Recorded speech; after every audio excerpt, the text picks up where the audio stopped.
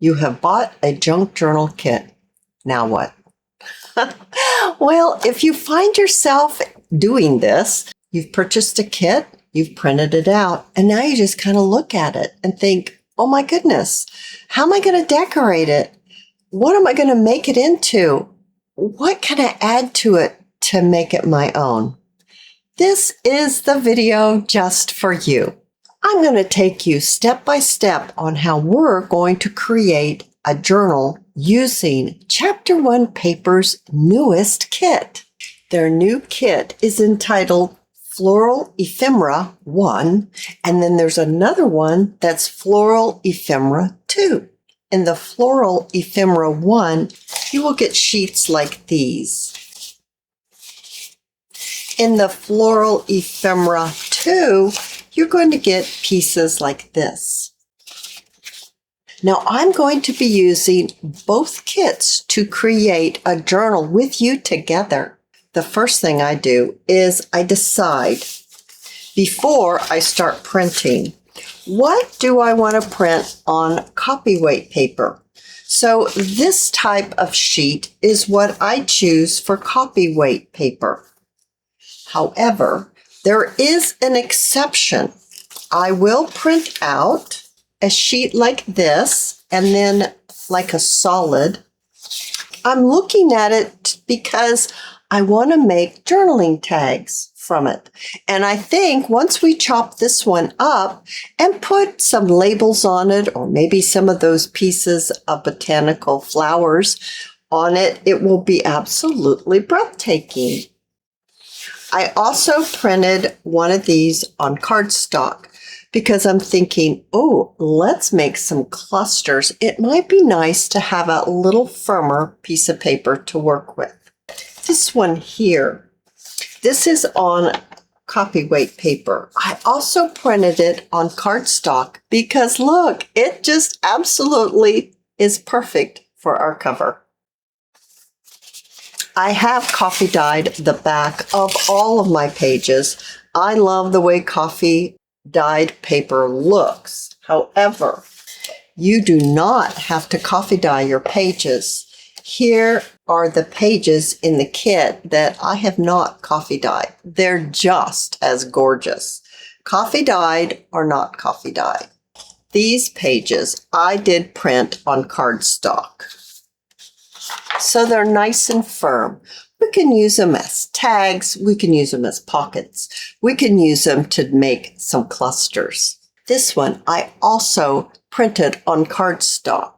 The little mini file folders, the little strip of decoration, and this little piece of ledger type paper. The seed pockets, I kind of treated a little differently. This one I printed on cardstock. And this one I printed on copyweight paper. When I actually fold these and make them into the seed pockets, I do like to use a lighter weight paper. I just think they feel nicer when they're put together. But maybe we want to do some other things with these seed pockets. I've got some ideas that we can use these in a little bit of a different way. Not so much as a seed pocket. For my pieces like the seed pockets, the little file folders, and the pictures of the botanicals, I'm going to need to spend a little time and trim them out. I'll do that with my scissors and just have a nice relaxing time trimming out my pieces of ephemera. I have my ephemera all trimmed out and I've gone ahead and I've inked around the edges. I'm going to set my ephemera over to the side. There are lots of different ways in which you can make a journal. You can make your ephemera and then put your book together. You can put your signature together, but don't sew it in your cover and decorate it that way. I tend to like to take my pages and sew it into my cover and then decorate my journal. There are so many different ways you can do it. There is no right and no wrong way. It's what you like to do. We already decided that this would be a perfect cover. So I'm going to fold this in half, and this is the one that I printed on cardstock. Favorite way to make a journal is to have different size pages. You can have, there's no right or wrong way. Once again, you could fold all these in half, fold the cover in half, and make your journal this way, having all the pages be the same size. Or you can make different size pages using your digitals that you have just purchased. You can make built-in pockets. You can have a pocket be like this, and when you fold it in half, you can have a top-loading pocket. You could fold it up an inch or two and have a pocket like this on the page. You could tear some of your pages and not have them all straight. You could cut some pages in half and then just use half of the page and make it go this way for a shorter page. Like I said, there are so many different ways in which you can use your digitals. I also love using tracing paper that I've coffee dyed. It gives your journal that wonderful sound that we all really love. So I've folded just a few pages. I cut a page in half and folded that half in half. I folded a page and turned it up on the bottom 2 inches. I folded one just in half, and I cut a piece of tracing paper the size of a full sheet. My point being is that you can add all different sizes with the kit that you're using. When you go to put them together, you don't have to keep them all even like this. You can put one up at the top. You can pull this one up. You can have different layers. When we get to the point of decorating, you could add a piece of lace here, a ruffle, or even a tab on the edge of the paper. You can also take your pages and instead of folding them in half, you can fold them. So this is half. So bring it down like 2 inches and then fold it there. And then when you put it in your cover, journal cover, you see it sticks out. You could bend this back. You could make it even with the other page if you want. You could make it even with the cover, or you could simply fold it back. I'm going to fold it back about 1 inch. Give it a crease. And now when you put it in your journal, it's not going to go all the way to the edge, but when you open it up, you have a little fold-out area right here. Or you could glue the 2 ends and you would have another tuck spot on the side. I actually think folding pages like that is my favorite because I love to have the option of having that fold-out page or the option of putting in a built-in side pocket. You can also add bags, and you can add a bag by folding it in half, or if your bag is small enough, you could actually glue it on your page. This one might be a little big. It just barely makes it. You can add book pages if you want, or maybe you have coffee dyed and food dyed some papers. You can add those. You can add lined book pages. The sky's the limit. Whatever you would like to add. A lot of people like to add doilies by folding them in half. Well, this is how it's going to be looking. It's going to fold out here. It's going to have a fold out over here. I really like to put my center with the picture up instead of putting it with a blank page. Now that's just me. I just like the way that looks for a center spread. Once you have all your pages arranged exactly how you want, making sure that everything is right side up before you sew it in. That's very important. And I always use this little method. You're going to need a strip of paper as long as your journal. You'll not like it to be 1 inch to 2 inches wide. Fold it in half the long way. Then fold it in half once more, crease it well,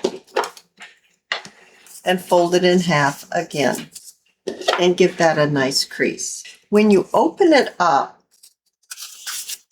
where the folds have intersected, you're going to place a little dot, and that's going to tell you where you're going to put your holes with your awl. Attach this with a paper clip inside the spine of your signature. And with your awl, place your awl at one of the dots and press all the way through until your needle comes out through all of your pages. You'll want to do this for the other two holes as well. Now don't forget to take out this little sheet you just added, but do not remove any of the other paper clips. I like to use bookbinding thread, and I also like to put dangles on my journals. So I'm going to measure 4 lengths on my journal. This is plenty. I always like to have too much than not enough when I go to sew on my beads for my dangles. I will be using a simple pamphlet stitch in through the center hole, leaving yourself a little tail in through one of the other holes, and then all the way down to the hole that you have not used yet, and back through the center. You will want from the center thread, one of these threads to be on one side of the center thread and the other to be on the other side, making sure it's not caught on anything, and then tie a double knot. Remove your paper clips. Now let's look and see how our pages look in our journal.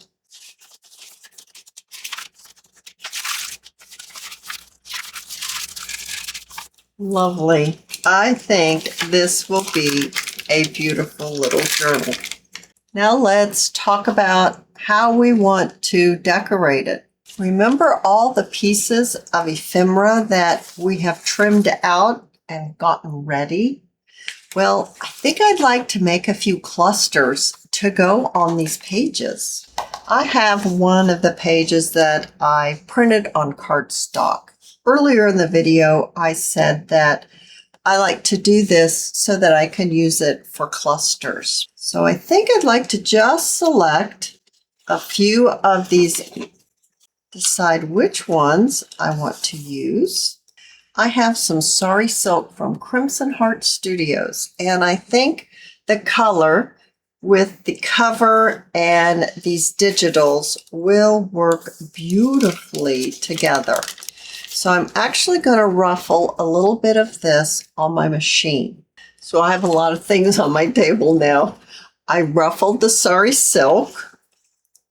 I had this on my desk. We made these not too long ago. I thought the color went beautiful. We could use this as a pocket for our little journal. And I do have a video on how I made this with a doily and a coffee liner. I brought in some flat lace, and I have this fabric. I thought this really goes really well with the print of the journal here. So maybe we can use this as well. So I'm going to tear some rectangles here of this fabric. I want to fray the edges a little bit. I don't need this big of a piece. All right, so I just have some little pieces here. So I have just a little bit of lace here. After looking at this, I think I'm actually going to tear my pieces first and use it as a base and then layer them up. Tear it down this way. And then tear it down this way. And I want all my edges to be torn. Yeah, this was a much better way of doing it, tearing my pages first. I'll save this because that's quite a few little pieces. And because I like the way inking looks, I've already inked up my little piece of ephemera, but I need to ink up these also. All right, now let's see how we can get this to go together. I think that's pretty cute. So I'm going to glue this in place. So I've made the clusters, but now we need to decorate them just a little bit more. I made a little bow with the sari silk, and I thought that would be really sweet on this one. And then maybe a flat back pearl in the center. Oh, that one will be super cute. All right, for this one, I thought maybe some sari silk ruffles on the side. So I'm going to add it right here. Maybe a little bit of the pearls. So these are the smaller ones that I made. I think I want to take this one and basically edge it with some pearls. Then I think I'll put a single one right up here at the corner. Oh, that's super sweet. I'm thinking maybe another little bow, and I'll just pop it down here in the corner. So now we've made 4 clusters. I'm not sure where I want to put them, and I don't think I'm going to put them yet. I'd like to make some tags, but oh my goodness, look how pretty they look on a page. You could even put a small one right here if you wanted. You could put one on the bag. You could put one on a printed page. That's beautiful too. It truly just brightens up the page, doesn't it? I think I'll make a few more of these. And then tomorrow, we're going to need to make tags. We're going to need to do some things with our seed pockets. I have some really fun ideas on how we can use these other than making seed pockets, which we could do that too. So I hope that you have enjoyed this first part of this video. Tomorrow, we'll be making more ephemera, and then we're going to have to put it all together. If you've enjoyed this video, please give me a thumbs up. I invite you to subscribe to my channel, and I'll see you in my next video. I'll see you there, guys. Bye now.